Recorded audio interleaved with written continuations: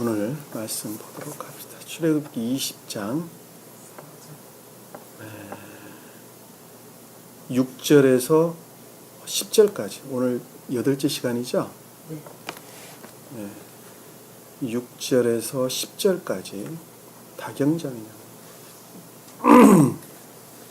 나를 사랑하고 나의 계명들을 지키는 자들에게는 수천대까지 자비를 베푸느니라. 너는 주 너의 하나님의 이름을 헛되이 사용하지 말라. 주는 그의 이름을 헛되이 사용하는 자를 죄 없다고 여기지 아니하리라. 안식일 날을 기억하고 그것을 거룩하게 지키라.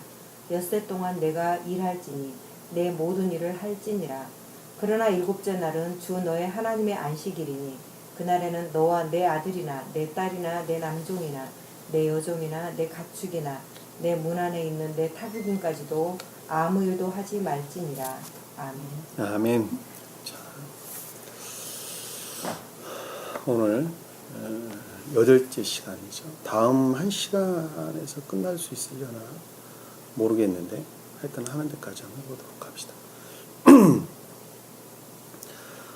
전 시간에 배웠던 것을 우리 잠깐 머릿속에 한번 정리를 해보도록 하겠습니다. 내 앞에 다른 어떤 신들도 있게 하지 말지니라 라고 말을 할 때 거듭난 자, 중생한 자는 우리 마음 안에 주님이 계신다 그랬죠? 자, 계신다 그랬습니다. 그래서 내 앞이다 라고 말할 때 하나님 얼굴을 가리키는 말씀의 뜻이죠. 그래서 선에 관한, 진리에 관한 것들을 일컫는다 이렇게 말씀을 드렸습니다.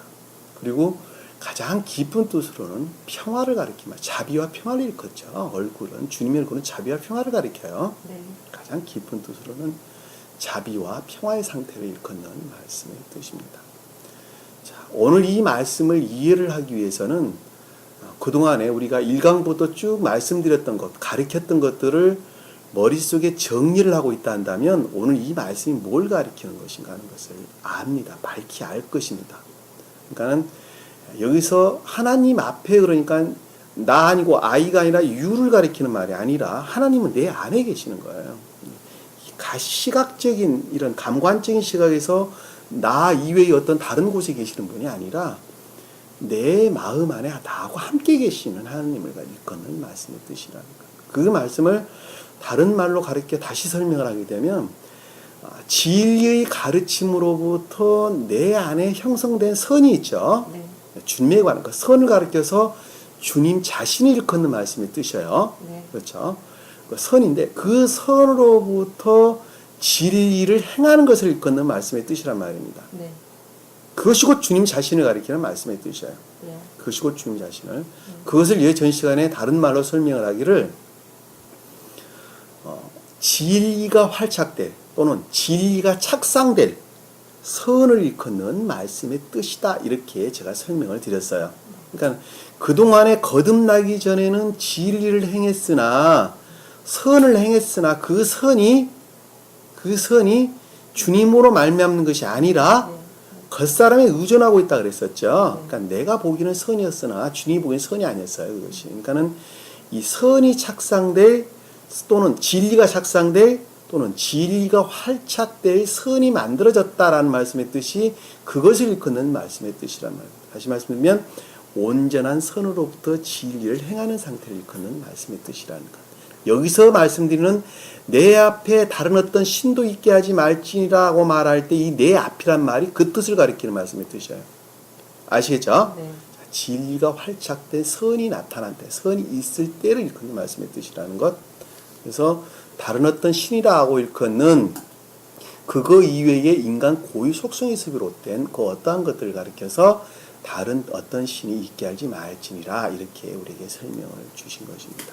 이 십계명은 거듭난 자, 중생한 자에 대한 주님의 가르침이라는 것을 잘 알 수 있어요. 최소한 너희가 그렇게는 지켜야지 내가 구원을 해주겠다라고 하는 주님의 언약의 내용입니다. 아시겠죠?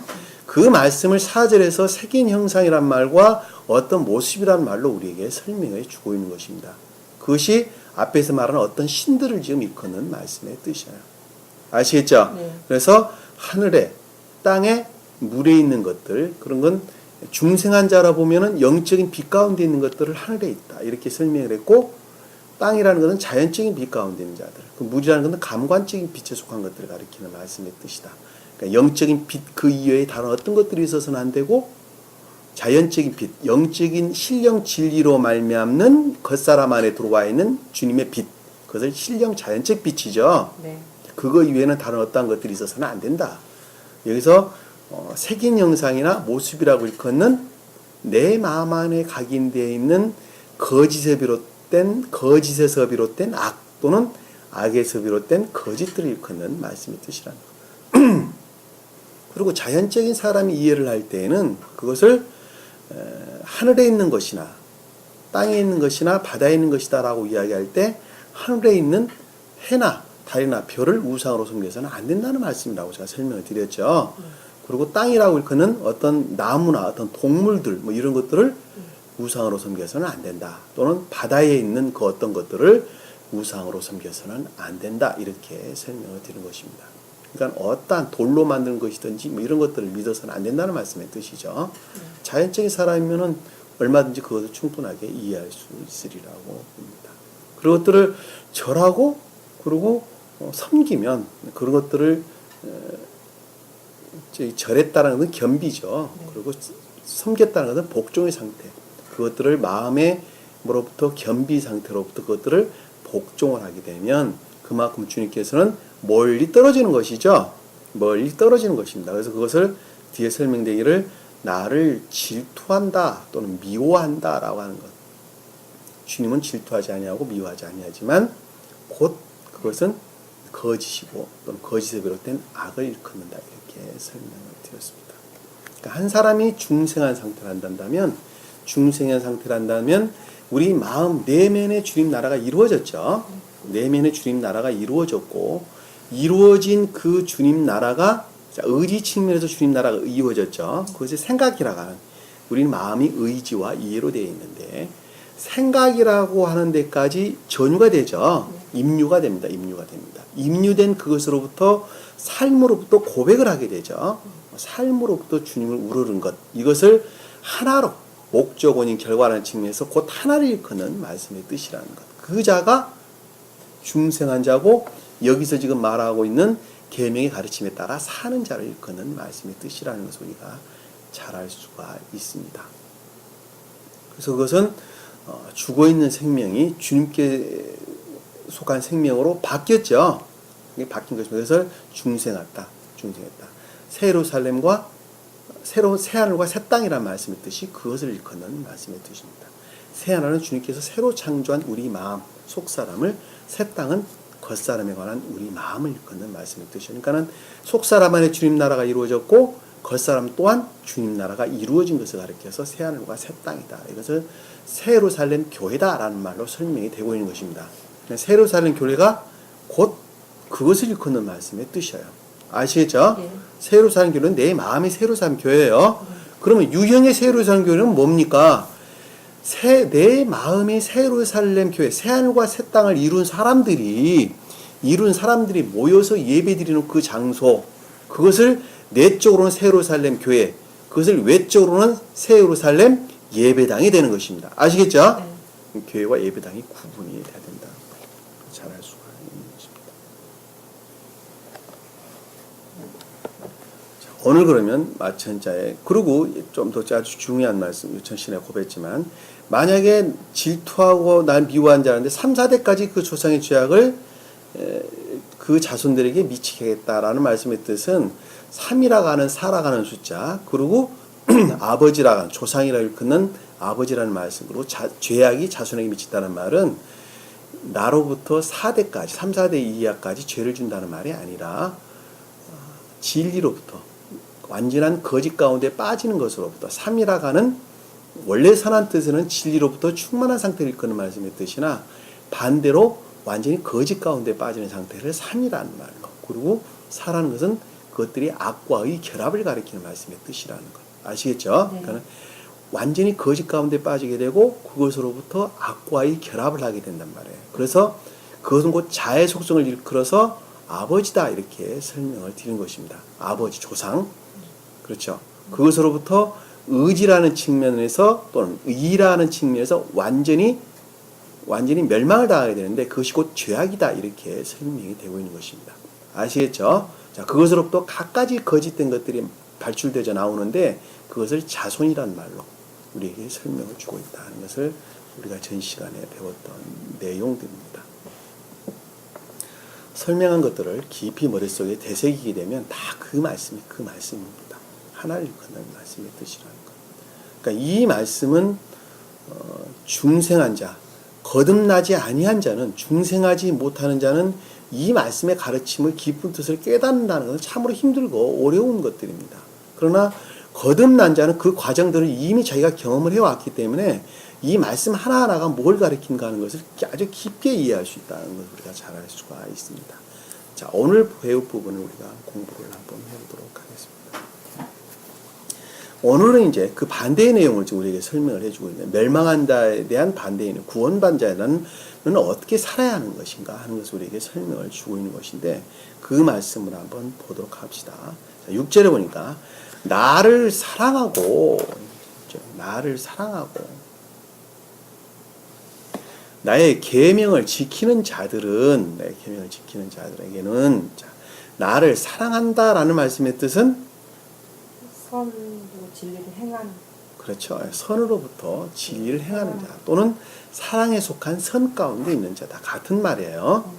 자, 선으로부터 진리를 행한다라는 말씀의 뜻이나 주님 사랑으로 말미암아 선 안에 있다라는 말씀은 같은 말씀입니다. 같은 말씀. 틀린 말씀이 아니에요. 진리로부터 믿음 가운데 있다는 말은 다른 말이에요. 아시겠죠? 그 말은 다른 말입니다. 또 진리로부터 선을 행한다는 말도 다른 말이에요. 아시겠죠? 그 말은 등체가 달라요. 등체가. 다른 말로 설명을 하면. 그래서 여기서 지금 주님 사랑으로 말미암아 선 안에 있다라고 하는 중생한 자를 일컫는 말씀의 뜻이라는 것. 나의 계명을 지키는 자리들에게는 자, 나의 계명을 지킨다라고 이 계명이라는 단어는 미츠바, 내적 진리 가르침을 뜻하는 단어입니다. 아시겠죠? 내적 진리. 그러니까 성경 말씀의 문자적인 뜻으로부터 영적인 뜻들을 도출을 하게 되죠. 영적인 뜻들을 지키는 자들은 그 지키는 것은 문자적인 뜻에서 종결이 되는 것입니다. 아시겠죠? 그러니까 문자적인 뜻으로부터 우리는 내적인 것들을 우러르는 거예요. 아시겠죠? 그 말씀 이해가 되시죠? 예. 자, 네 계명을 지키는 자들은 이라고 이 지킨다는 말씀의 뜻은 안식일을 지키는 것을 가리키는 말씀인데 자연적인 뜻으로 뭐 주의를 열심히 섬기는 것도 지키는 것이죠. 여기서 지킨다는 말씀의 뜻은 그 단을 가리키는 것이 아니라 샤마르 파수꾼들을 일컫는다. 파수꾼이 뭐 하는데? 뭘 지키는 거예요? 어떤 주인. 염소들을 훔쳐가지 못하도록 지킨단 말이에요. 시골에 가면 원두막 세워놓죠. 그리고 원두막 안에 주인들이 여름에 모기장 쳐놓고 자지요. 그거 왜 자고 있어요? 못 훔쳐가게. 그렇죠. 수박 같은 건 못 훔쳐가라고 거기서 파수꾼으로서 지키고 있단 말이에요. 다시 말씀드리면 악과 거짓들로부터의 보호를 일컫는다는 것을 잘 알 수 있단 말입니다. 아시겠죠? 계명을 지킨다라고 하는 것은 계명으로부터 중생을 했죠. 중생을 했으니까 이제는 더 이상 악으로부터 침범이 들어오지 못하도록 보호하고 지키는 거예요. 그것을 샤마라는 단어를 썼단 말입니다. 아시겠죠? 계명을 지키는 자들은 수천 대까지 자비를 베푸느니라라는 말씀은 수천 대라는 천대까지 자비를 베푼다. 수천 대란 말은 천대라는 단어예요.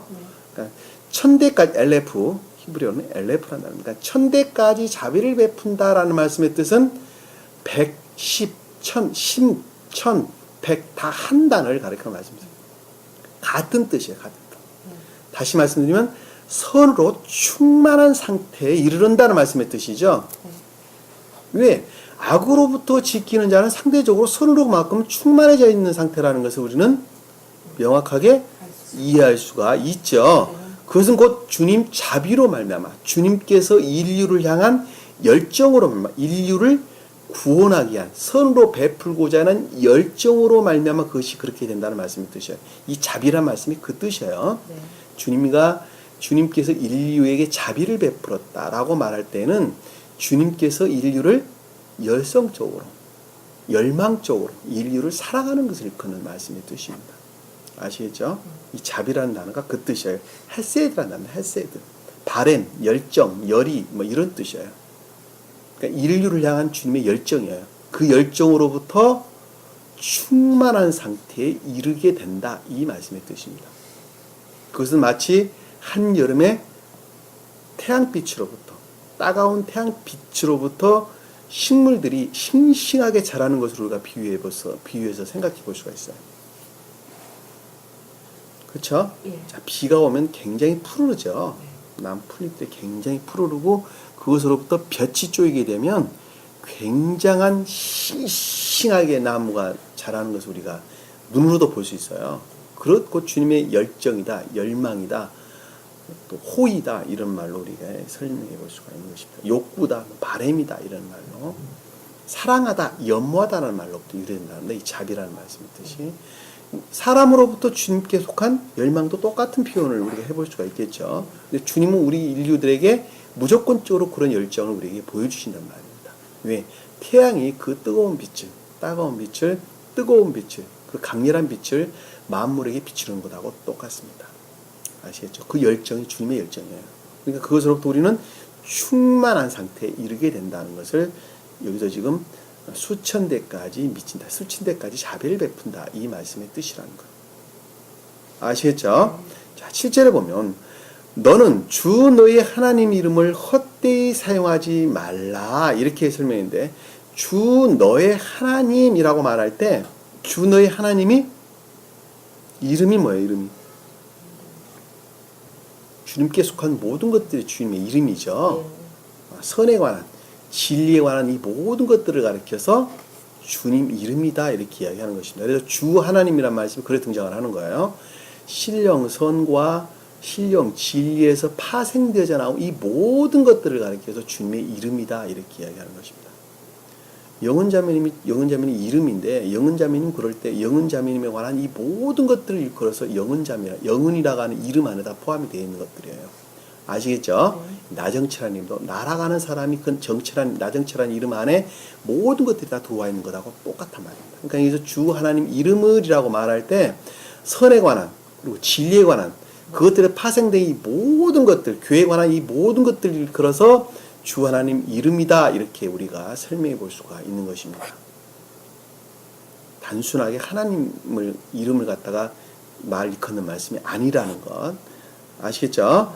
자, 헛되이 사용하지 말라라는 말씀의 뜻은 망령되이 일컬지 말라, 헛되이 사용하지 말라, 갖가지 말로 성경에서 설명되어 나오죠. 네. 무익하게 하지 말라라는 말씀에 설명 나오는데 그 말씀의 뜻이 선을 모독하고 진리를 모독하는 것을 일컫는 말씀의 뜻입니다. 선을 모독하고 진리를 모독한다. 선을 모독하는 말은 무슨 말일까? 선을 모독한다. 주님의 선을 모독하는 자와 진리를 모독하는 자가 있는데 네. 선을 모독한 자는 중생한 자가 선을 모독하는 거예요. 아시겠죠? 네. 중생한 자가 세상을 우러르게 되면 선을 모독하는 게 되는 것입니다. 아시겠죠? 네. 중생한 자는 선으로부터 진리 안에 있는 자를 가리키는 말씀의 뜻이에요. 네. 진리를 행하는 자를 가리키는 말씀의 뜻인데 반대로 선으로부터 진리를 행하는 것이 아니라 악으로부터 진리를 행한단 말이에요. 아시겠죠? 자, 주님을 우러러야 되는데 선을 우러러야 되는데 반대로 세상을 우러르게 되면 나 자신을 우러르게 되면 선이 모독되는 것이죠. 자, 진리가 모독됐다는 말은 무슨 뜻인가요? 말씀을 위하고 선을 더럽히는 자는 선을 모독하는 자가 되는 것이고 진리를 이유하는 자는 진리를 모독하는 자가 되는 것인데 진리를 모독했다라는 말씀의 뜻은 이 진리를 아는 것을 자기 탐욕을 채울 욕심으로 써먹는 자가 진리를 모독하는 자가 되는 것이죠. 네. 그렇죠? 자, 자기 탐욕으로부터 진리를 알았어요. 그러니까 주님을 선을 모독하고 진리를 모독하는 자는 교회에 속한 자에 의해는 할 수가 없죠. 네. 여러분들이 한다니까 그것을. 교회 밖에 속한 자들은 그것이 무엇인지를 알지를 못하기 때문에 할 수가 없어요. 해도 주님께서는 해를 입지 않는다니까요. 해를 입지 않는 거예요. 그런데 교회에 속한 자, 다시 말씀드리면 새 예루살렘 교회에 속한 자들이 그것을 모독한단 말이에요. 주님을 모독한단 말이에요. 아시겠죠? 그러니까 이 진리를 아는 것으로부터 자기 탐욕을 채운단 말이에요. 자기 탐욕을 채우는 거예요. 자기 탐욕을 채우는 거면 채우는 것만큼 진리가 모독이 되겠죠? 그렇죠? 진리가 모독된 그것은 진리를 이화할 수밖에 없게 돼 있어요. 필연적으로. 왜냐하면 자기 탐욕을 채울 목적으로 진리를 가르치기 때문에 갖가지 것들이 그것과 짝을 하게 된단 말이에요. 그래 안 그래요? 그러니까 진리가 온전히 가르쳐지는 것이 아니라 끊임없이 이화하고 변질시켜서 그것으로부터 사람들에게 가르친단 말이에요. 그러니까 문독강이가 나오고 정독강이 나오고 다 나오는 거예요. 그 가운데에서. 왜? 주님이 자리해야 그 자리에 자기가 대신 그 자리를 차지하게 되니까 그동안에 알고 있었던 그것마저도 어떻게 되는 거예요? 모독되어져서 끊임없이 이화하게 되는 그런 결과를 빚는다는 것을 우리는 잘 알 수 있습니다. 그것을 주님께서는 복음서에서 설명을 하시기를 집 나간 귀신이 물 없는 곳을 찾아다니다가 쉴 만한 곳을 찾지 못하고 다시 자기 집으로 들어갔는데 7 귀신을 가지고 들어왔다고 설명을 하고 있죠. 그 말씀의 뜻의 가르침이 그거란 말이에요. 깨끗하게 소지되어 있는 것을 보고 다른 7 귀신을 가지고 들어왔다는 건 완전한 멸망의 상태에 이른다는 것을 우리가 잘 알 수 있단 말입니다. 그러니까 주님께서는 이 진리를 깨닫는 조율을 주시는, 깨닫는 이해를, 깨달음을 주게 되는데 그 깨달음을 주는 자는 어떤 자에게만 주느냐? 주님을 우러르는 자에게만 주님께서 주시는 거예요. 왜 그러면 2000년 전에 와서 주님께서 지금 이렇게 딱 가르치지 않고 왜 그때 이 표준적인 방법으로 우리에게 가르쳤습니까? 그때 당시 주님께서 그렇게 이화될 선을 모독하고 진리를 모독할 사람들이 수천만에 깔려있기 때문에 그것을 밝히 드러내 보이지를 않았다니까요. 왜? 그들의 민족적인 속성이 그러하기 때문에 그들을 드러내 보이지를 않는 거예요. 왜? 그것을 열어보면 그것을 알만한 사람들이 있었다니까요. 그럼에도 불구하고 그들의 속성은 주님을 우러를 만한 속성이 아니었어요. 그렇기 때문에 주님께서는 그것을 감춰놓을 수밖에 없었단 말입니다. 그러나 그들이 교회에 속한 것들이 아무것도 남지 않게 될 때에는 그들은 그나마도 그것을 모독할 수 없는 상태에 이르렀다는 것을 잘 알 수 있어요. 그때 드러내 보이는 거예요. 그때 드러내 보이는 거예요. 그래서 종전교회가 완전히 멸망당해야지 주님께서 그 모습을 드러내는 거예요. 그래서 이 새로운 교회의 교리가 그 모습을 드러내는 것은 종전교회의 완전한 멸망으로부터만 그 모습을 드러내는 거예요. 그렇지 않게 되면 뒤섞이기 때문에 그러는 거예요. 뒤섞인단 말이에요. 끊임없이 뒤섞인단 말이에요. 그만큼 주님께서는 모독을 당한단 말입니다. 그래서 복음서에서는 성령을 모독하는 자는 영원히 멸망한다고 우리 가르침을 주고 있죠. 네. 그것 곧 성령 모독죄가 되는 거예요.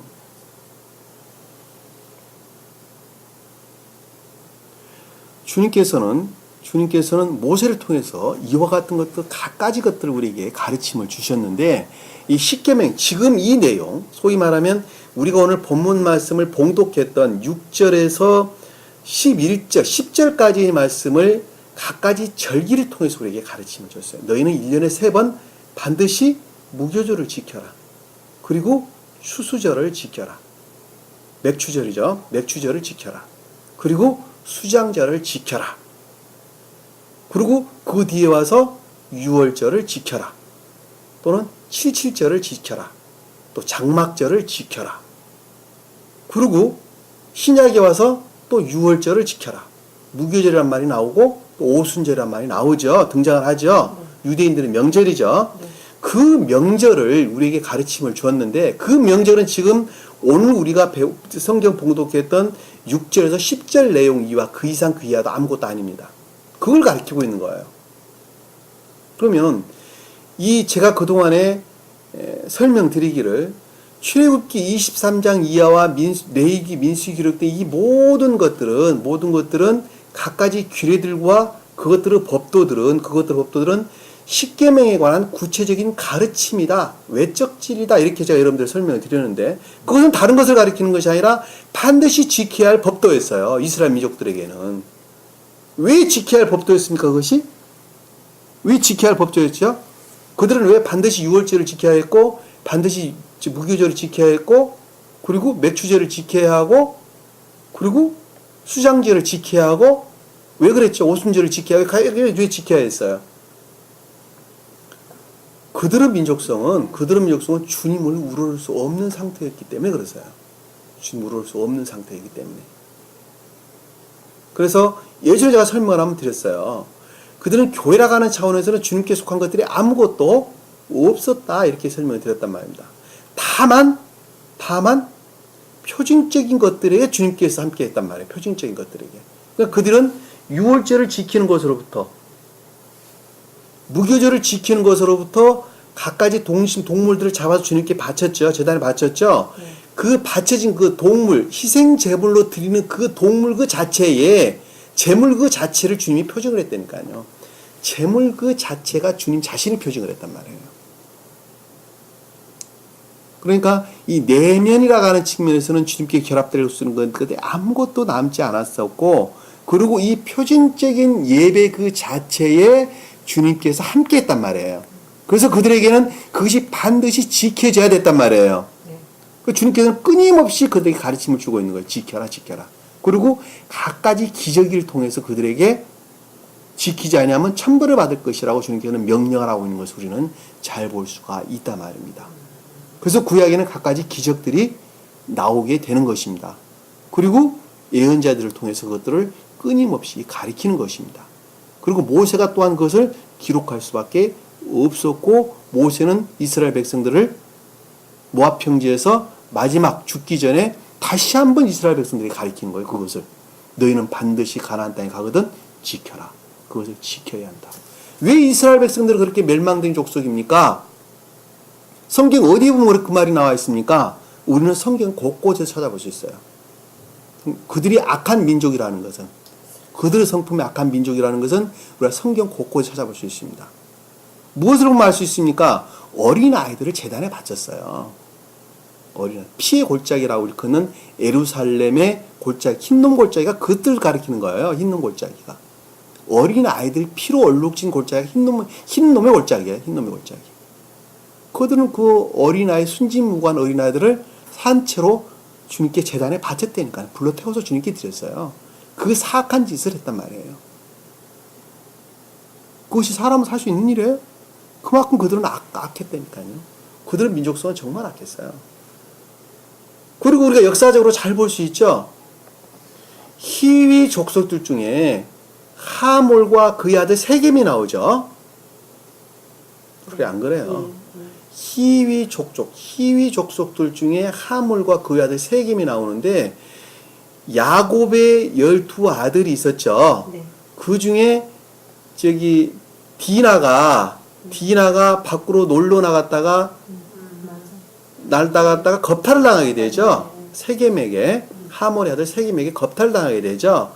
그리고 그들에게 서로 약조를 맺게 되는데 너희가 할례를 하게 되면 내가 너희와 서로 교호하겠다. 이 말로 설명이 되어 있죠. 그런데 그들이 할례를 행하게 하고 시므온과 레위가 가가지고 다 칼로 다 쳐 죽였어 안 죽였어요? 다 죽였죠.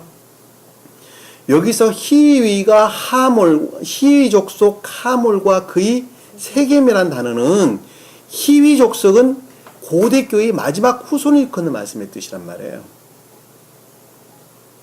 고대 교회의 마지막 후손이에요. 다시 말씀드리면 인에 속한 선 가운데 있는 마지막 고대 교회의 후손을 가리키는 말씀이 히위 족속이란 말이에요. 히위 족속.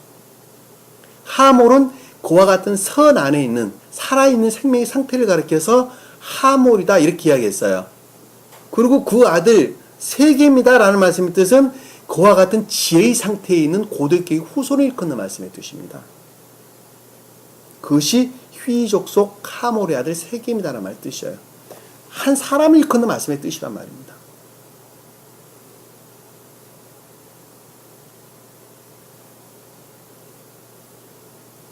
이해가 되세요? 그 말씀이 무슨 뜻인지? 그건 여러분 성경을 통해서 분명히 이해할 수 있어요. 희위 족속은 고대교회의 마지막 후손들을 일컫는 말씀의 뜻이에요. 야곱이 고대교회의 마지막을 가리킨다 그랬죠. 네. 그 중에 팔레스타인이라고 하는 민족들 가운데에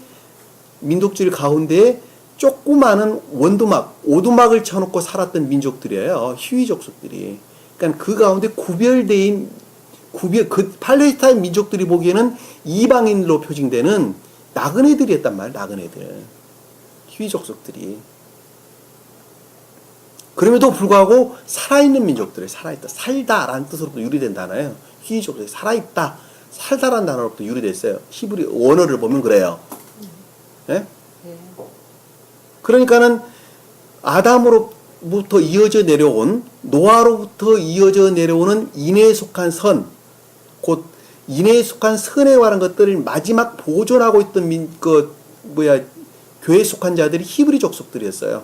그것들의 생명의 상태를 하몰이라는 말로, 그리고 그것들에 관한 지혜의 상태에 있는 것을 세겜이라는 단어로 우리에게 설명해 주고 있는 것입니다. 그리고 그들은 할례를 했어요. 근데 누가 죽였어요? 야곱의 후손, 표징적 교회에 속하는, 소위 말하면 유대 민족들이 그들을 죽였다니까요. 시몬과 레위는 의지에 속한 선을 뜻하는 단어예요. 의지에 속한 선. 시몬은 이에 속한 것이 아니라 의지에 속한 믿음이라 그랬죠. 네. 순종을 일컫는다 그랬죠. 의지에 속한 믿음을 가리킨다 그랬죠. 네. 그리고 레위는 뭐예요? 인애를 가리킨다니까, 인애를. 그러니까 의지에 속한 믿음을, 인애에 속한 믿음을 가리킨다는 걸 잘 알 수 있어요. 근데 그들이 세겜 족속들을 다 죽였다는 말씀의 뜻은 그들과 결합될 수 없는 성질의 상태에 있었다는 것을 우리가 잘 알 수 있단 말이에요. 그래, 안 그래요? 생명의 상태로 보면. 그러니까 완전히 멸망된 족속이라는 것을 우리는 잘 알 수 있어요. 그것뿐만이 아니죠. 루벤이 어떻게 했어요? 아버지 침상을 올라갔죠. 그리고 야곱의 첫 비라를 겁탈을 했죠. 오직 믿음으로 구원한다고 말하고, 그 의지라고 하는 측면에서 그 마음에 자해가 있는 상태, 자해에 속한 것으로부터 교회에 속한 것들을 완전히 소멸시킨 것을 가리켜서 어떻게 됐어요? 야곱의 침상에 올라와 비라와 관계를 맺는 것을 우리에게 설명해 주고 있는 것입니다. 다른 것 뜻하는 거 아니에요. 나중에 다 공부를 하게 되겠지만 미리 설명을 제가 드리는 거예요. 믿음마저도 완전히 소멸된 상태를 일컫는다는 걸 잘 알 수 있어요. 왜? 주님을 우러는 믿음이 아니라 자기 자신을 우러는 믿음의 상태로 바뀐 거예요. 완전히. 그것이 유대 민족들의 속성이었어요. 유대 민족 속성들. 그러하기 때문에 그들과는 주님께 결합될 수 있는 성질의 것들이 아무것도 없었죠. 어디에만 있었어요? 오직 표징적인 예배 그 자체에만 있었다는 것을 잘 알 수 있어요. 그러니까 주님께서는 반드시 그들은 지켜야 했었어요. 그리고 그들은 그것을 지킬 만한 민족성을 가지고 있었어요. 표징적인 예배를 지킬 만한 민족성을 가지고 있었어요. 왜 그 민족성을 가지고 있었습니까? 그것은 우리가 쉽게 이해할 수 있어요. 왜냐하면 그들은 메시아가 올 것이다 라고 이야기하고 있단 말이에요. 그 메시아가 오게 되면 각가지 세계에 있는 이 모든 민족들이 자기 앞에 와가지고 무릎을 꿇을 것이라고 그들은 생각하고 있단 말입니다. 그 말이 무슨 말인지 이해가 되세요? 네. 실제적으로 미국이라는 나라가 자기 앞에도 무릎을 꿇을 것이라고 생각하고 있었고, 세계 방방 곳곳에 있는 모든 열방들이 자기 앞에 와서 무릎을 꿇을 것이라고 생각하고 있었단 말이에요. 지극히 세상적인 탐욕 가운데 있었다는 것을 잘 알 수 있단 말입니다. 그 탐욕을 채울 욕심으로 어떻게 했어요? 철저하게 그 명령을 지켰단 말이에요, 그들은. 그랬어요, 안 그랬어요? 그러니까 그들이 표징적인 예배를 지킨 이유가 바로 그것이란 말이에요. 모든 민족들이 메시아가 온 그때에 자기들에게 무릎을 꿇을 것이다. 그리고 수도 없는 공물을 우리에게 바칠 것이다. 그들은 그렇게 생각했단 말입니다. 지금도 그래요, 지금도 똑같아요. 지금도 똑같이 그런 표징적인 예배들을 지키고 있는 것입니다. 그래서 몇 가지 610몇 가지로 만들어 놓은 그 율법을 지금도 지키고 있는 거예요. 그들은. 왜? 그것 또한 수도 완전히 다 이유화되고 변질되는 것이지만 그 또한 주님부터 비롯됐다고 그들은 스스로 생각을 하고 있다는 것을 잘 알 수 있어요. 그리고 그것을 지키는 것으로부터 주님의 때에 메시아가 올 것이고 그리고 세계에 있는 모든 열방들이 우리 앞에 무릎을 꿇을 것이다 이렇게 생각하고 있단 말입니다. 요즘 교회의 모습도 똑같아요. 요즘 교회에 나가서 예배 드리면서 그들은 뭐 하고 있는 것이죠?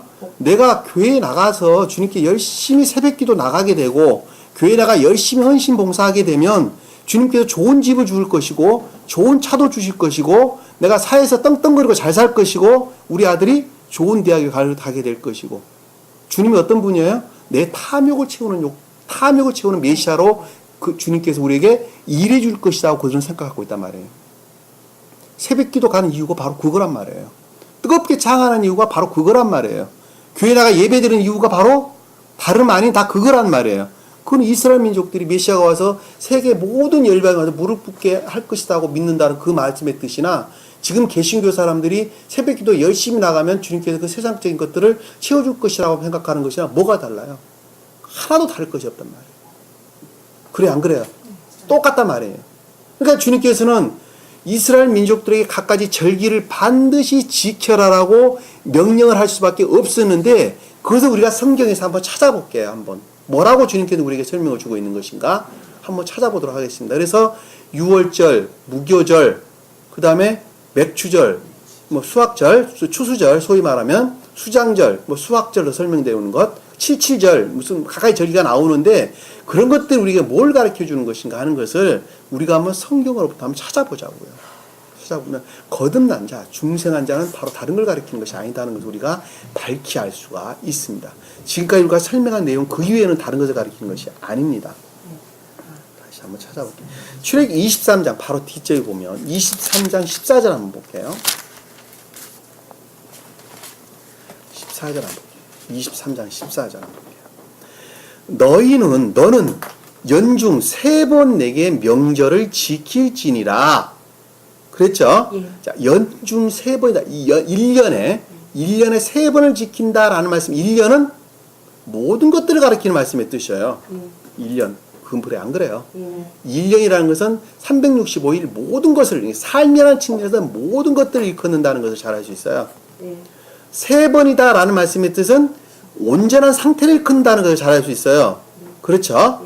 하루에 3번 지키라는 말이 아니라 온전한 상태에 있어야 된다는 말씀의 뜻이란 말이에요. 3번이라는 말의 뜻은. 네. 행함이라고 하는 온전한 상태에 있어야 된다는 말씀의 뜻이란 말이에요. 왜? 진리는 곧 행함을 일컫는 말씀의 뜻이기 때문에 그렇습니다. 그러니까 이것을 중생한 자에 대한 설명인 것을 잘 알 수 있어요. 아시겠죠? 예. 자, 근데 그걸 보니까 너는 무교절을 지킬지니라 이렇게 설명하고 있어요. 자, 이 무교절을 지킨다라는 말씀의 뜻은 무교절에 대한 내용을 주님께서 우리에게 가르침을 주셨죠. 출애굽기에 보면 6월절은 무슨 6월절은? 우리 죄가 다 6월절은 이집트로부터 해방되는 날이 6월절을 뜻하는 단어죠. 그렇죠? 6월절은 이집트라고 하는 것으로부터 해방되는 날을 6월절 날로 표준을 했어요. 그것을 아비월이다라는 말로 설명해서 나오는데 이 아비월이라는 새로운 것들의 시작을 일컫는 말씀의 뜻입니다.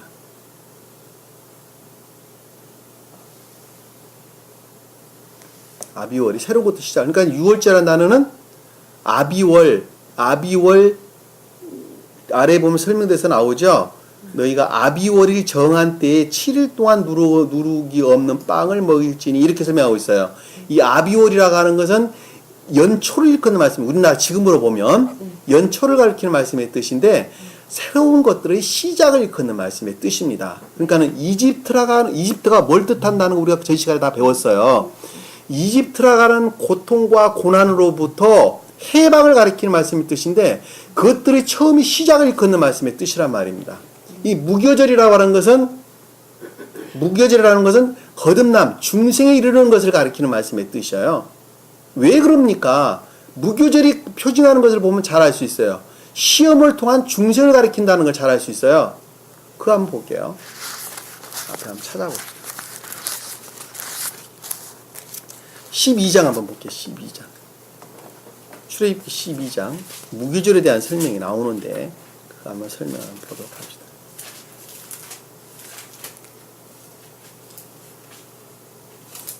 무교절이라는 말은 무교병을 먹는 기쁨의 날이에요. 이 절기란 단어는 기쁜 날, 기쁜다, 기쁘다 이런 뜻이에요. 기쁘다, 춤을 추다 이런 뜻으로부터 유래된다는 겁니다.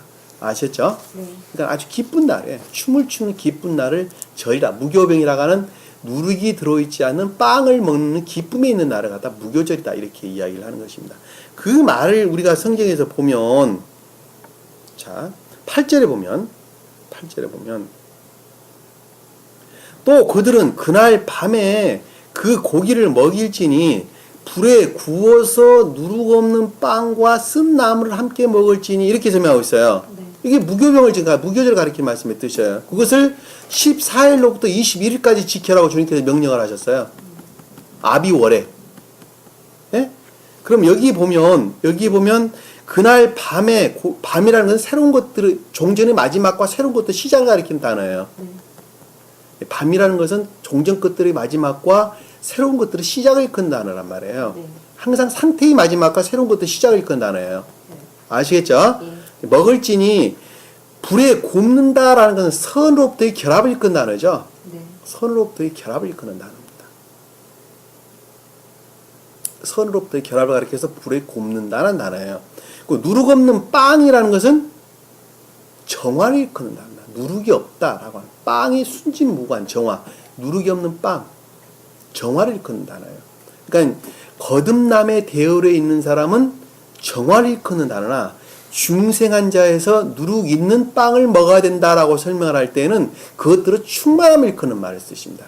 천계에 속한 것들이 충만함을 가리키는 단어예요. 그러니까 누룩이라는 단어는 두 가지로 설명해 볼 수 있어요. 하나는 거짓이라는 측면에서, 하나는 선이라는 측면에서 설명해 볼 수가 있는 것입니다. 그러니까 어떨 때는 누룩 있는 빵을 먹어라, 어떨 때는 누룩 없는 빵을 먹어라, 이렇게 이야기하고 있는 거예요. 아시겠죠? 네. 자, 여기 봅니까? 누룩 없는 빵을 쓴 나물과 함께 먹는다라는 말씀의 뜻은 곧 정화를, 악과 거짓들의 정화를 일컫는 말씀의 뜻인데, 그것은 반드시 싸움을 통한, 시험을 통한 싸움으로부터 그것이 이루어진다는 말씀의 뜻을 쓴 나물과 함께 먹는다, 그것으로부터 선의 전과 이루어진다는 말씀의 뜻이에요. 아시겠죠? 예. 이때 보면, 그리고 그 아래에 보면 날고수를 먹거나, 날고수를 먹는 자라는 말씀의 뜻은 거짓들, 탐욕, 정욕, 욕망 같은 것을 일컫는 말씀의 뜻입니다. 절대 물에 삶아서 먹지 말고, 자, 절대로 물에 삶는다라는 것은 진리로부터 선을 행하는 것을 일컫는 말씀의 뜻이에요. 그 말이 무슨 뜻이에요? 진리로부터 선을 행한다, 선으로부터 진리 행한다는 무슨 뜻이에요? 그들이 말하는 선이라는 것은 어디 의존하고 있다 그랬어요? 진리로부터 선을 행한다는 것은 어디 의존하고 있다 그랬어요? 그렇죠. 철저하게 겉사람이 의존하고 있다 그랬죠. 다시 말씀드리면 진리가 활착돼 선이 아직 없는 상태를 일컫는 말씀이 뜻이에요. 그러니까 그들은 진리에 대한 복종 상태에 있단 말이에요. 거듭남의 상태가 아니에요. 거듭남의 대열에 들어온 상태예요. 무슨 말씀인지 아시죠? 예. 그러니까 여기서 진리에 절대로 물에 삶아서 먹지 말고라는 말씀의 뜻은 진리로부터 선을 행하는 상태를 일컫는 말씀의 뜻이에요. 그러니까 믿음에 속한 진리 가운데 있는 상태를 일컫는다 하는 것을 잘 알 수 있단 말입니다. 왜? 그것은 곧 후퇴를 가리키기 때문에 그러는 거예요. 뒤돌아보는 자를 가리키는 말씀의 뜻이기 때문에 그래요. 아시겠죠? 네. 불에 구울지니 머리와 다리와 그 내장도 반드시 모든 것들, 내적인 모든 것들. 여기서 보면 머리는 내적인 것, 다리는 궁극적인 것, 내장은 영적인 것들을 가리키는 말씀의 뜻이란 말입니다. 그러니까는 쭉 넘어갈게요. 쭉 넘어가서 레위기서 23장 한번 볼게요. 23장. 레위기서 23장. 레위기서 23장을 보면 안식일과 명절들에 관한 설명을 우리에게 주고 있는데, 여기 쭉 보면 6월절 나오죠? 예. 자, 무교절 나오죠? 요 6월절과 무교절은 이집트 땅으로부터 해방을 표징한다 그랬죠? 네. 그리고 중생 그것을 표징한다 그랬죠? 자, 무교절 설명을 드렸어요. 그리고 초실절과 오순절, 이런 같은 거라 그랬죠? 네. 그랬어 안 그랬어요? 네. 초시절은 처음 열매 맺는 추수절을 일컫는 말씀의 네. 뜻이라는 거. 네. 그리고 맥추절을 가리키는 같은 단어라는 거. 네. 그리고 오순절도 같다고 제가 설명을 드렸어요. 네. 그거 쭉 내려오면 나팔절 나오죠? 그렇죠? 23절에 보면, 아, 예. 23절에 보면, 23장 23절. 아, 예. 23장 4절에 보면 6월절에 대한 설명이 나오죠. 네. 네. 6절 이하의 무교절이라는 설명이 나오죠. 네. 9절 이하의 초실절이라는 설명이 나오죠. 예. 그 다음 15절 이하의 오순절이라는 설명이 나온단 말입니다. 예. 그리고 23장 이하의 나팔절의 설명이 나와요. 네. 그 6절 이하의 26절 이하의 속죄절이라는 설명이 나오죠. 예. 이 속죄절에 대해서 우리가 설명을 한번 볼게요. 네. 그 뒤에 쭉 내려서 보면 이 33절 이하의 장막절에 대한 설명이 나오는데 그걸 제가 다 설명을 드렸어요. 네. 근데 이 속죄일에 대해서 제가 설명 한번 드린단 말이에요. 속죄일에 대해서 새로운 단어가 좀 등장했기 때문에 살펴본단 말이에요. 26절 주께서 모세에게 이르러 말씀하시기를 이 일곱째 달 10일은 자 일곱째 달이라고 일컫는 것은 선과 진리의 결합의 상태 네. 중생의 상태를 가리킨다 그랬죠. 네. 10일이라는 것은 선으로 충만한 상태를 일컫는 말씀의 뜻이에요. 네. 속죄일인데 이 속죄일이라는 것은 덮다, 가리다, 자에 속한 속성들로부터 중께 속한 것들로 덮여져 있는 상태를 일컫는 제거가 아니에요. 네. 우리 자의 속성은 우리 안에 머물러 있는 거예요. 덮여져 있는 상태예요. 중생한다는 건 악이 어디 멀리 달하는 것이 아니라 우리 마음 안에 내재 있어요. 그럼에도 네, 불구하고 잠재되어 있고 덮여져 있단 말이에요. 예. 그 속죄일이란 말이 그 뜻이 덮여져 있다는 말씀의 뜻이래. 대리니 속죄일이 대리니 덮여져 있는 상태로 중생 대리니 너희에게 거룩한 모임이 되리라. 너희는 너희 혼을 괴롭게 하고 어떻게 혼을 괴롭게 해요? 여기서 혼은 레페시를 가리킵니다. 레페시. 겉사람에 속한 속성들을 일컫는 말씀의 뜻이에요. 괴롭게 한다는 말씀의 뜻은 노력을 가하다. 힘을 쓰다. 다시 말씀드리면 겉사람에 속한 속성들을 짓눌러 더 이상 일하지 못하도록 해야 할 것이며 라는 뜻이에요. 번역을 잘못해놨죠. 그러니까 그래 안 그래요? 자, 혼을 괴롭게 하고라는 말씀이 그 뜻이에요. 그러니까는 네페시라고 일컫는 겉사람의 생명에 속한 것들이 아닌 인간의 고유 속성에 속한 것들을 짓눌러 더 이상 일할 수 없도록 해야 할 것이며 그것이 속죄의 뜻이에요. 네? 주께 불로 드리는 제사로 드릴지니라. 주님으로 말미암는 선과 온전히 결합할지니라. 그렇죠? 네. 이제 보면 그 날에 너희는 아무 일도 하지 말지니 라는 것은 더 이상 시험이 없다는 말씀의 뜻이죠. 시험이 없들 이는 그 날이 너희에게 의하여 주 너희 하나님 앞에서 속죄일임이니라. 속죄란 말 제가 설명을 드렸어요. 그 날에 괴롭게 하는 혼은 그 날에 괴롭게 하는 혼 네페시라고 일컫는 인간의 고유 속성에 속한 또는 자에서 비롯된 세간에 비롯된 탐욕, 전욕, 욕랑, 이기심, 쾌락, 기쁨, 무슨 교만, 음탐, 도둑질, 간음 이 갖가지 것들이죠. 네. 그와 같은 것들은 누구든지 그 백성 가운데서 끊어지리라. 그것들을 짓누르지 아니한 자는 여기서 괴롭게 한다는 말씀의 뜻은 억압하다, 짓누르다는 단어예요.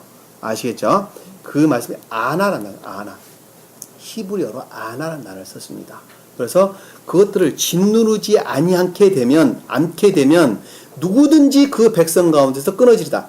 진리로부터 반드시 끊어져 멸망을 분리되어 반드시 멸망을 당한다.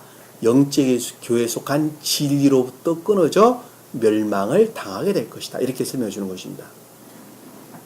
이해가 되시죠? 네. 이 말씀의 뜻이 멸망을 당하리다. 32절에 보니까 그것은 너희에게 쉼의 안식일이 되리니 자, 이 32절 볼게요. 너희는 아무 일도 하지 말지니 자, 거듭남 중생을 뜻한다 그랬죠? 네. 시험을 통한 중생을 말지니 그것은 너희 모든 거처에서 너희에게 대대에 걸쳐 영원한 규례이니라. 그랬죠? 네. 자, 32절 그것이 너희에게 쉼의 안식일이 되리니 안식이라는 것은 중생의 참 평화의 상태를 가리키는 말씀의 뜻이죠.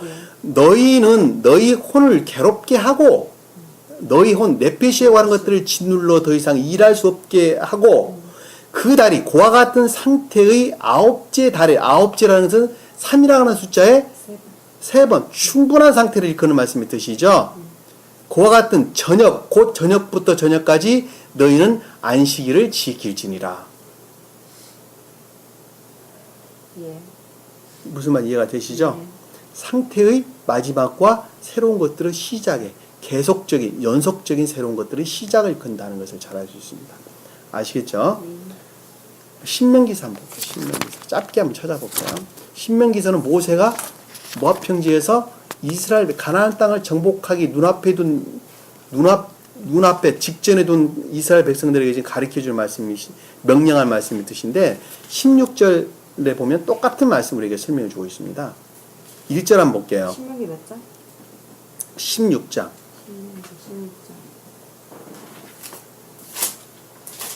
16장 1절. 자, 여기 보면 아비월. 6월절에 대한 설명이 나오죠. 아비월에 아비월. 쭉 설명해서 나오고 9절 이하에 77절이라는 설명이 나오죠. 네. 그리고 쭉 13절 이하에 장막절이라는 장막절. 설명이 나오게 예, 되는 예. 것입니다. 요거 제가 더 이상 설명을 드리지 않아도 예. 여러분들이 밝히 알 수 있으리라고 봅니다. 네. 아시겠죠? 네. 그러니까 성경에서 등장하고 있는 6월절이다, 추수절이다, 맥주절이다, 무슨 77절이다, 오순절이다, 장막절이다, 뭐 초막절이다, 다 한 사람의 생명에 관한 상태인 것을 우리는 잘 알 수가 있습니다. 중생한 자가 반드시 지켜야 될 내용인 것. 잘 알 수 있습니다. 우리 본문, 십계명 본문으로 들어와서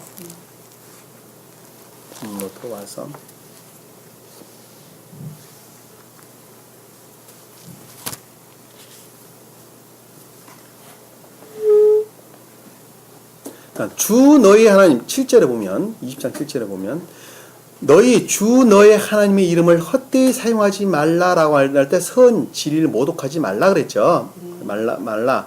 헛되이 사용하는 자는 죄가 여기지 아니하리라는 것은 반드시 그것으로부터 멸망에 떨어질 것이다라는 말씀의 뜻입니다. 그것을 아까 우리가 6월절 내용에서 잘 각가지 절기라는 것으로부터 우리가 잘 살펴봤어요. 예. 절기가 그것 외에는 다른 것을 가리키지 않는다는 것을 8절에 보니까 다 봤던 내용이에요. 그 이하는 지금까지 공부했던 거 다 똑같은 내용이 설명되어 있는 것입니다. 자, 안식일 날을 기억하고 라는 말씀이 있었는데 안식일은 중생의 상태죠. 선과 진리의 결합의 상태로부터 참 평화의 상태, 평온의 상태를 기억하고 라는 것은 계속적인 상태를 이끄는 말씀의 뜻이죠. 네. 중생의 계속적인 주님의 현존에 속한 계속적인 상태를 그날을 기억하고 그것을 거룩하게 지키라. 거룩하게 지킨다라는 말씀의 뜻은 파수한다는 말의 뜻이 아니라 깨끗하게 하라라는 뜻이 깨끗하게 하라. 단어가 다른 단어예요. 아까 앞에서 계명을 지키라는 것은 샤마라는 파수꾼이라는 단어를 쓴다 그랬죠. 네. 여기서 거룩하게 지키라는 것은 깨끗하게 하고 선결하게 하라. 그 뜻이에요. 그 뜻이에요. 아시겠죠? 네. 그것을 그러니까 주님이 현존에 속한 것들을 계속적인 상태로 말미암는 깨끗한 상태, 거룩한 상태, 성결의 상태에 있어야 한다는 말씀의 뜻이죠. 예. 성결의 상태를 가리킨다는 것. 엿새 동안은 일할지니라는 것은 엿새 동안에는 애씀과 수고의 상태, 악과 거짓에 속한 상태로부터의 시험의 상태, 애씀과 수고의 상태 가리키는 말씀의 뜻이죠. 일한다는 말씀의 뜻은 내 모든 일을 할지니라. 자, 이 모든 일을 한다는 말씀의 뜻은 애씀과 수고로부터의 열매를 맺어야 한다는 말씀의 뜻입니다. 여기서 일을 할지니라는 것은 생산해낸다는 뜻이에요. 생산해낸다. 수고와 노력으로부터 선과 진리의 결합의 상태로 생산해내야 된다는 말씀의 뜻이에요. 일할지니라는 뜻이에요. 그러나 일곱째 날은 그러니까는 애씀과 수고라고 하는 시험의 상태로부터 7이라고 일컫는 중생의 상태, 추수절이라고 일컫는 아까 말했던 맥추절로 일컫는 77절 일컫는 또 초실절로 일컫는 열매에 관한 것들을 만들어 생산해내야 할 것이니라 라는 말씀의 뜻이에요. 아시겠죠? 보면 일할지니라. 그러나 일곱째 날은 이라는 말씀은 중생한 상태를 이끄는 말씀의 뜻이죠. 네. 자, 선과 진리의 결합의 상태. 일곱째 날은 주 너희 하나님의 안식일이니 라는 것은 참 평화의 상태니, 선과 진리로 말미암는 참 평화의 상태니, 그 날에는 자, 그와 같은 상태에서는 내 아들이나 내 딸이나 내 남종이나 내 여종이나 내 가축이나 내 문 안에 있는 내 타국인까지도 아무 일도 하지 말지니라. 자, 보면 그와 같은 상태는 내 아들이다라는 것은 그것들에도 파송된 진리가 일하지 않는다는 말씀의 뜻이죠. 그 다음에 딸은 선에 대한 애정을 뜻하는 단어죠. 왜? 거듭난 자가 참 평화의 상태에 있을 때에는 그것에서 그것들을 이루기 위해서 애쓰고 수고했던 것들이 더 이상 일할 필요가 없는 상태에 놓이게 된단 말이에요. 그것을 가리켜서 아들이라고 하는 진리라는 측면에서, 딸이라고 하는 선이라는 측면에서, 그리고 남종이라는 것은 자연적, 그것들의 수정도는 자연적 진리라는 측면에서, 여종이라는 것은 자연적 선이라는 측면에서, 가축이라는 것은 감관적인 선, 감관적인 것들의 측면에서, 내 문 안에 있는 내 타국이라는 것은 교회에 속한 애정 가운데 있는 타국이는 나그네를 일컫는다는 나그네. 그러니까 진리에 대한 애정 가운데 있는 것들이 더 이상 진리에 대한 애정이 있을 필요가 없어요. 왜? 바른 지각 가운데 있는데 왜 애정이 있을 필요가 있겠어요? 아무 일도 말지니라. 라는 것은 그것이 더 이상 일을 하지 않게 된다는 말씀을 드시죠. 왜? 선으로부터 진리 가운데 있는 자들은 그것에 대한 밝히 지각 가운데 있기 때문에 더 이상 애정 가운데 있을 필요도 없어요. 왜? 그 선 자체가 내 생명인데 왜 더 이상 애정이 있을 필요가 있겠어요? 진리도 마찬가지죠. 자연적인 것도 마찬가지죠. 가장 감관적인 것도 마찬가지죠. 또한 진리에 대한 애정도 마찬가지죠. 네. 그런 것들이 더 이상 수고할 필요가 없단 말이에요. 왜? 밝히 이미 다 알고 있기 때문에.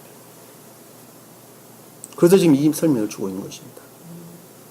아시겠죠? 네. 자, 11절 보니까 10절 봤어요, 방금. 10절까지. 아, 10절까지 했나요? 네. 네. 자, 11절까지 봐야 되겠네요. 계속 연결되는 거니까. 네. 11절 보니까 이는 엿새 동안 주가 하늘과 땅과 바다와 그 안에 있는 모든 것들을 만들고 일곱째 날에는 쉬었습니다. 라는 것은 엿새 동안은 또 설명이 됐죠. 네. 애씀과 수고라고. 네. 나 하나로 보면 진리로부터 계속적인 시험 가운데 있는 거예요. 진리에 대한 바른 깨달음으로부터 악을 악으로 알고 끊는 것이 곧 시험이죠.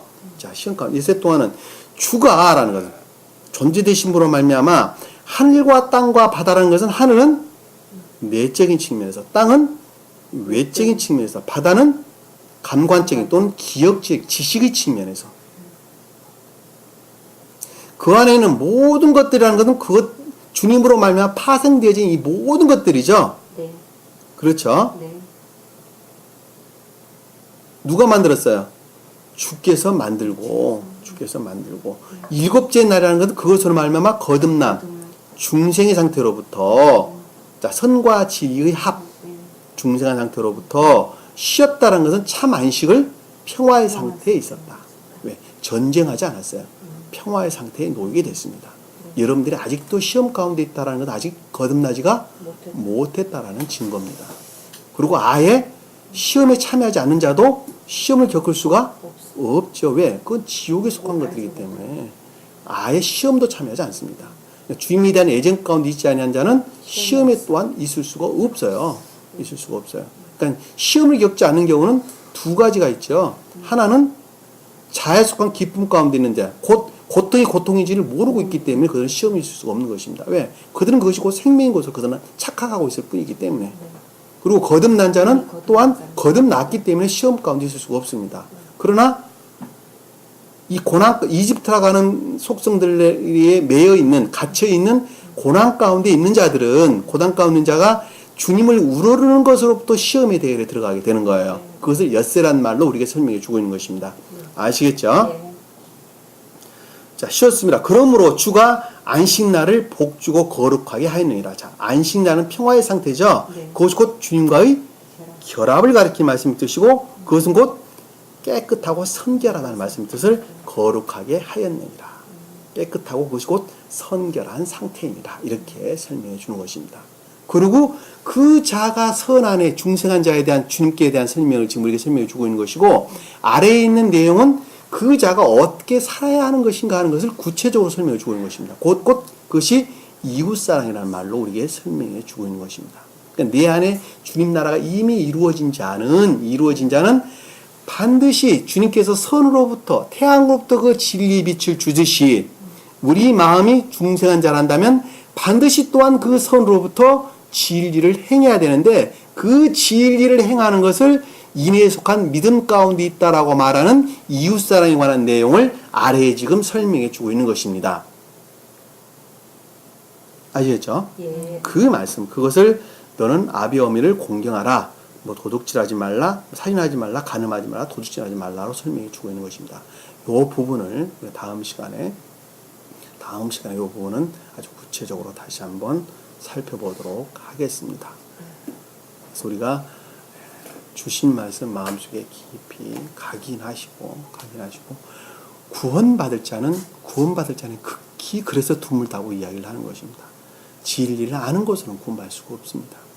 아는 것은 반드시 행하는 것으로 우리는 구원을 받는 것입니다. 그래서 하늘의 별을 따는 것보다 더 힘듭니다. 구원은. 그래서 중생이라는 단어가 그렇게 힘들고 어려운 단어인데 사실은 힘들고 어렵지 않아요. 왜? 주님만 그냥 우르르면 주님께서 다 해주세요. 너희는 두들겨라. 그럼 내가 열고 들어가겠다. 찾으라. 그럼 내가 찾을 것이다. 그러셨어요. 너희는 먼저 그 나라 그 일을 구하라. 내가 모든 거 다 채워주겠다. 세상 쉬운 것입니다. 그런데도 어려운 것은 아직도 내가 살아있기 때문에 어려운 거예요. 이해가 되시죠? 네. 주님 말씀 마음속에 깊이 각인하시고 한 주간도 승리하는 저와 여러분 되기를 간절히 축원합니다. 자, 기도하겠습니다. 사랑의 주님, 오늘 주님께서 저에게 귀한 말씀 주신 것을 감사드립니다. 이제는 어떠한 자가 구원받는 것인가 하는 것을 밝히 알았으므로 이제는 기억 속에 담지 아니하도록 도와주시고 삶으로부터 주님을 우러르면서 나아가는 저의 모습이 될 수 있도록 축복해 주시옵소서. 남은 시간도 주께서 함께 열심히 싸우며 예수님 이름으로 기도드립니다. 아멘. 주 기도를 합니다. 하늘에 계신 우리 아버지, 이름을 거룩히 여김을 받으시오며 나라의 마음이시며 뜻이 하늘에 준 것 같이 땅에서도 이루어지이다. 오늘날 우리에게 영원한 식을 주옵시고 우리가 우리에게 죄진 자를 사해 준 것 같이 우리 죄를 사해 주옵시고 우리를 시험에 들게 하지 마옵시고 다만 악에서 구하옵소서. 나라와 권세와 영광이 아버지께 영원히 싸움나이다. 아멘.